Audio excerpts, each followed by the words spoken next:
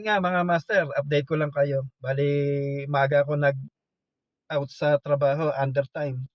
Kasi ano, company medical ng company. So, under time ako. Pagka dito sa Czech Republic, nag-under time ka, kailangan humingi ka sa bisor mo o sa supervisor o mister ng tawag nila ay propose ka.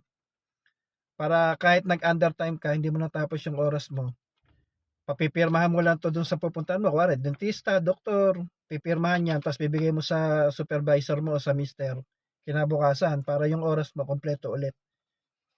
Yun lang, in-update ko lang kayo dito sa vlog na to para may idea kayo na pagka nag-under time ka, kailangan humingi ka ng propose ka.